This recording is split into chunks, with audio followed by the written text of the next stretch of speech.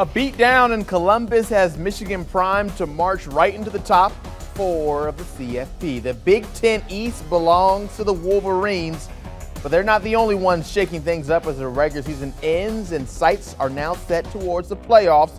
USC made it through the gauntlet and is ready for its shot at the Final Four. We'll get the penultimate CFP rankings later this evening, but good measure to see how things got flipped upside down this weekend is by looking at the AP poll. Georgia, the only team that remained constant, still firmly entrenched at number 1. But thanks to the Ohio State loss, USC now up to 4 as you see the movement is happening and things still must get settled before we get to the playoffs. To set the table for what will be a big shakeup in the CFP tonight, we bring in our college football expert, Jerry Palm. Jerry, the drama we witnessed last weekend might set up for a predictable finish to the CFP rankings next week, but we'll stay in the here and now. USC and Michigan, the clear winners since they both took care of business, primed to be in that top 4. Which team are you more impressed by with right now? Well, I guess Michigan, because they went into Ohio State and dominated, especially the second half of that game. Against what was really a prolific offense all season long, held them down and came away with a huge win on the road. USC is also a terrific team and on a roll at the right time, and now they're going to get to play Utah, rematch of the game that they lost. That game will not be in Utah this time, and USC's defense is a little better right now, so I think you have to like USC's prospects of being the first Pac-12 team to make the college football playoffs since 2016. USC, for their side, they would be their first college football playoff berth. You look at the Big 12, TCU, they're headed to the championship game. They blew out Iowa State 62-14. Horned Frogs finally seem like they put it together complete game-wise. They'll get a rematch of that come from behind victory over Kansas State. Does TCU need a win to lock in a spot, or are they good regardless? I think they're good regardless because I don't see how you take a 12-1 TCU team that loses to Kansas State in a championship game and put them behind 11-1 Ohio State or behind 10-2 Alabama. TCU just had a better year and has been a better team all year, and Kansas State is going to threaten the top 10 of this week's ranking. So that is not a bad team. I think that TCU is in good shape, win or lose, and therefore Kansas State would be in the Sugar Bowl, win or lose. TCU had to flex that comeback muscle that they've shown all season long. They beat K-State 38-28 earlier in the year. They were down 28-10.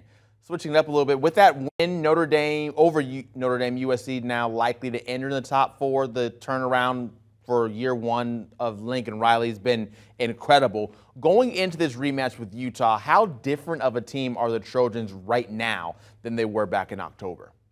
The biggest difference is that their defense has improved since that game in October. And, they gave up 43 points, I think, to Utah in that game. Utah going for 2 after their final score to take that lead and go for the win.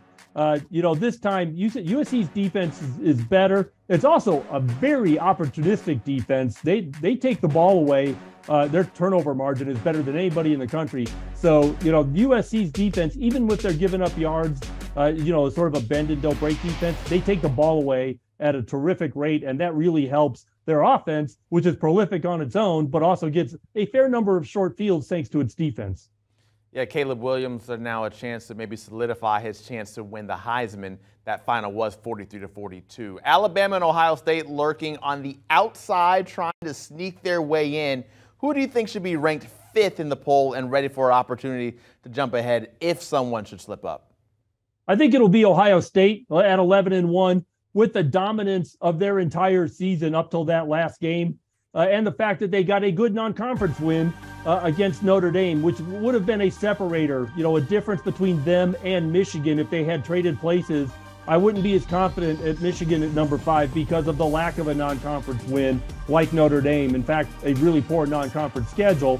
Not a problem for Michigan anymore, but I think Ohio State will edge out Alabama for the number 5 spot and will be sitting there waiting in case really USC loses. I think the other 3 are locked in. Yeah, that was going to be my next question. What is the scenario that's going to be necessary for Ohio State to be able to hop back in the top 4? Is it simple as that? If USC loses, if they lose close, does USC still have a chance to get in that 4, or what does it take? I don't think losing to Utah a second time is going to be good enough for USC. They've got to win. I think the 3 undefeated teams are locked in. I don't think Ohio State or Alabama will jump any of them, even with a loss.